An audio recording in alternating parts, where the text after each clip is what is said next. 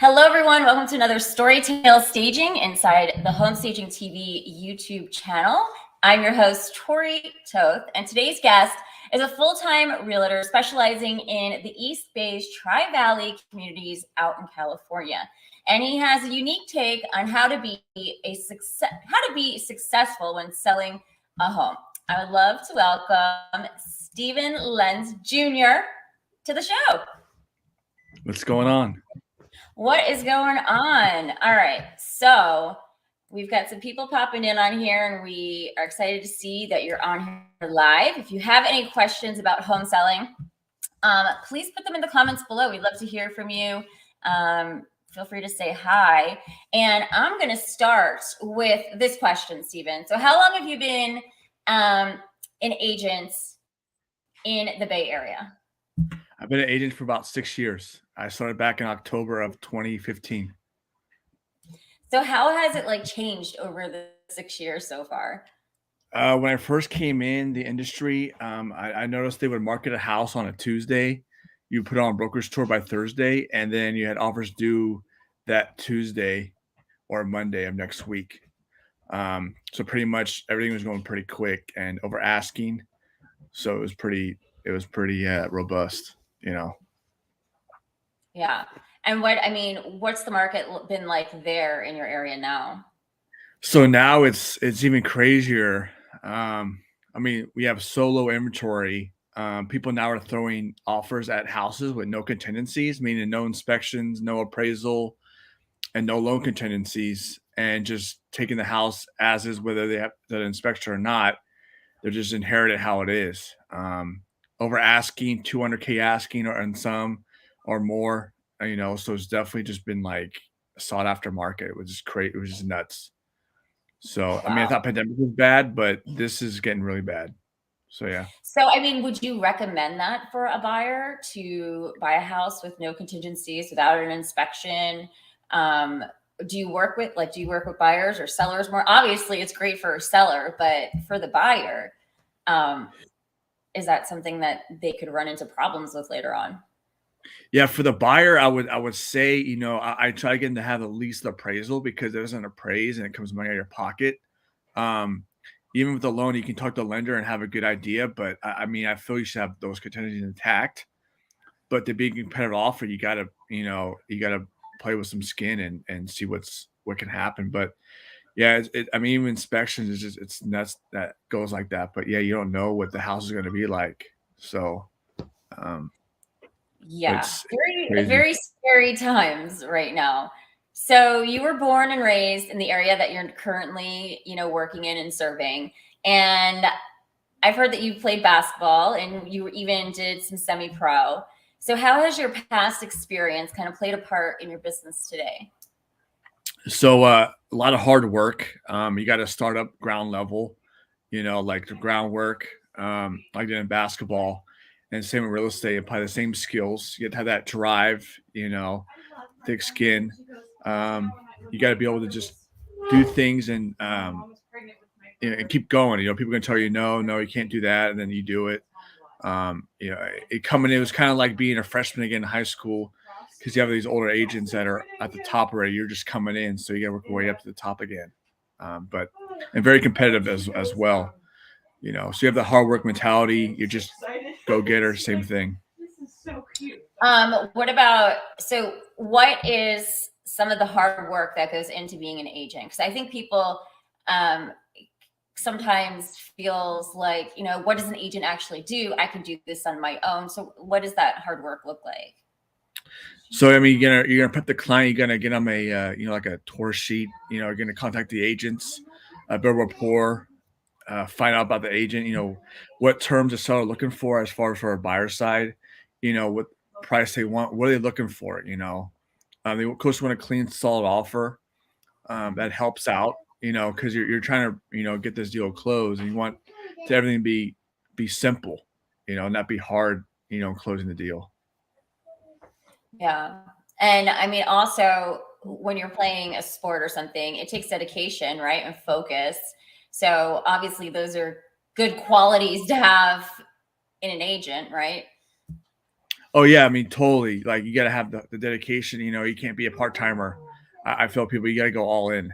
I mean, you can't be a part time basketball player. I mean, they work at the craft every day. You know, they're shooting in the morning, shooting at night, practicing. You know, it's a constant build.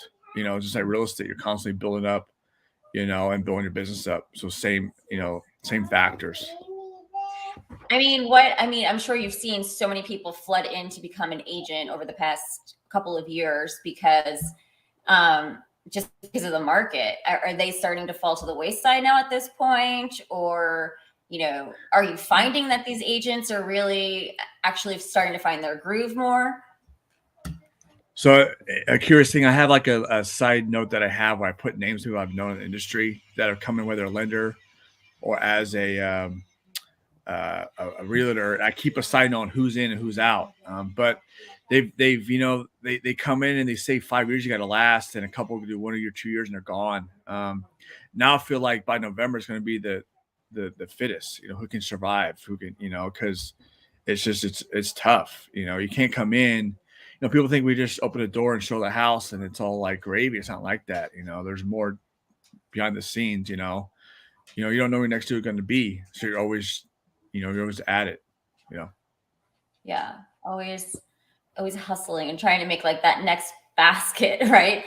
Exactly. Yeah. So what should sellers look for in a real estate agent? Like, what are your top 3 or 4 things that they should look for when they are interviewing agents or when they're thinking about, heading to the market? Well, I think having the negotiation skills, knowing the area of the market they're looking at, and to sell in, if that person's been there in another area, because you got to price it right. And not just the seller can have one price, but you're kind of coaching them, you know. And then if and not everyone's good coach for everybody, but you gotta be able to work together as a team, and sort of the differences go from there. So Are you finding sellers are like, I want to, overprice my house because of the market? Or do you find that most of the time they're taking your advice and then still making out in the long run, right? now I find some kind of being, they think their house is worth this much and it's outdated.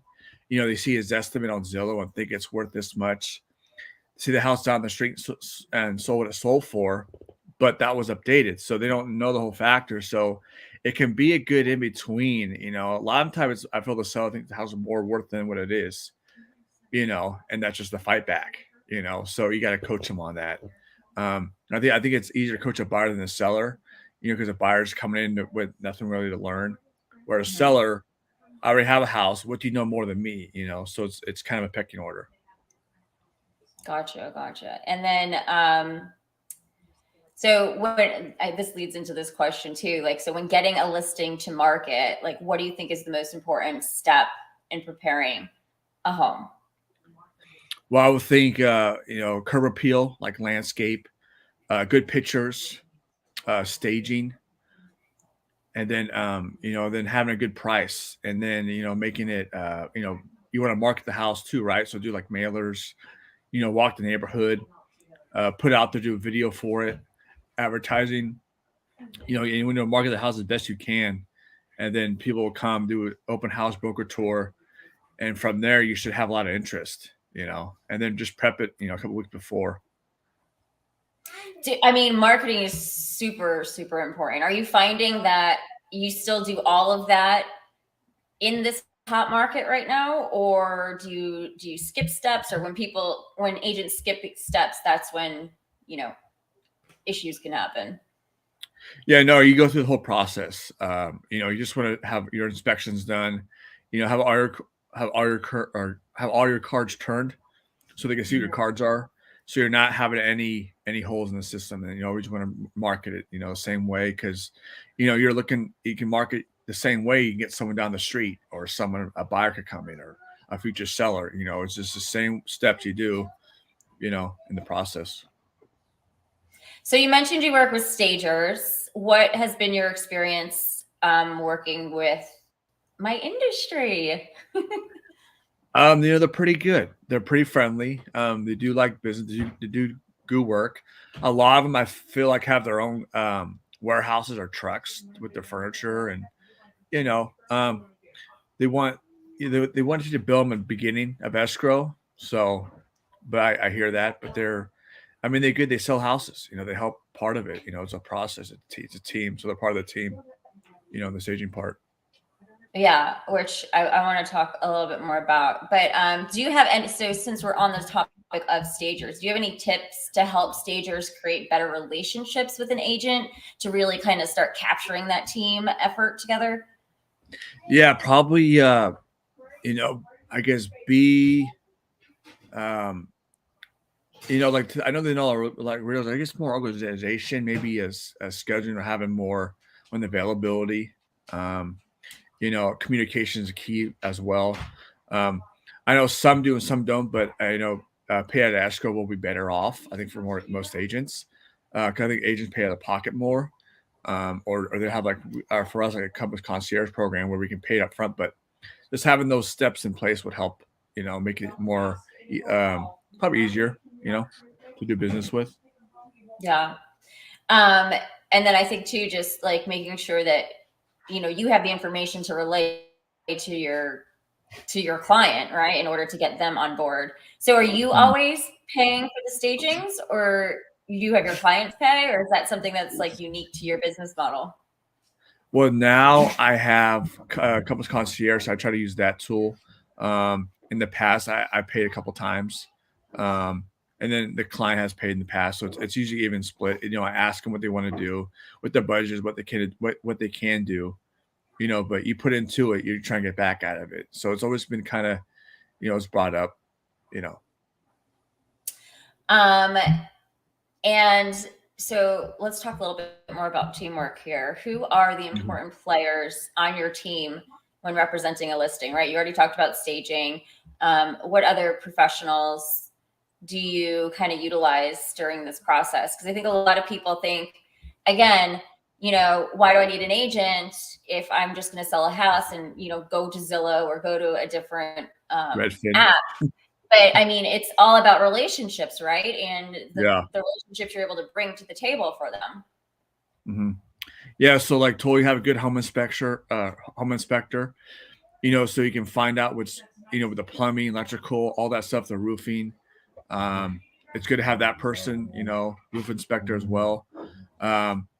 You want to have a good marketing team and a good a good brand behind you, good company behind you as well, that represents you well, so you can market the house. So those are good things to have. Nice. Well, I want to thank you so much for jumping on our show with us today. Any final tips or thoughts that you have for sellers before the market?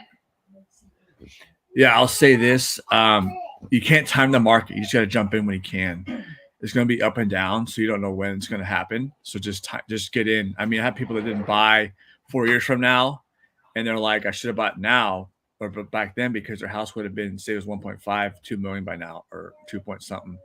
I mean, all the equity would have built 2 years ago could just doubled. So you don't know when. Just get in when you can, and then it's up and down. But you're a homeowner. It's part of being a homeowner.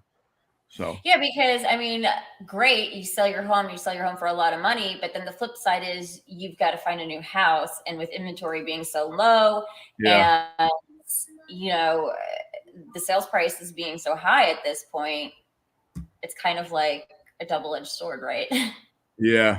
So the other part, like the selling part, yeah, you gotta, you either get a bigger house or you're downsizing, So, but you just gotta go with it, I mean, I say the best time to buy is probably around December, around the holidays, because the families move between springtime, like in May, they'll start moving, and then they move till like August, and then it slows down. So you'd be a single or a couple with a baby. That's the best time to buy. I feel like there's some less inventory typically, but you get more of a better deal and you have a better chance. I feel like so. Yeah, buying like the November month, because you got people with families that are focused on Thanksgiving and Christmas and presents. A house is like the last thing on their mind. So yeah. Gotcha. So, Stephen, if anybody wants to utilize your services or learn more about you, where can they go? So I'm on Instagram. You can find me at Stephen_Lenz_Jr. You can, my website, StephenLenzJr.com. You can find me right there. Google search me and I'll pop up. I'm on a lot of social media programs, like Clubhouse. Type my name, Stephen. I'm on Twitter, Facebook, a lot of that stuff. So yeah, I'm easy to find, Guys, and we'll put the link to his website down below. So please go check it out. Show him some love on social and make sure you follow him to get more tips when it comes to selling your home and just more real estate marketing tips as well. Yep. Stephen, thank you so much for joining us live. I want to thank everyone for jumping on the call live. And if you're watching the replay and you've got a question, make sure you put it in the comments below and either myself or Stephen will be able to answer it for you. We hope you have an amazing day and I will see you in the next video. Thanks for having me, Tori. Appreciate it. Take care, guys.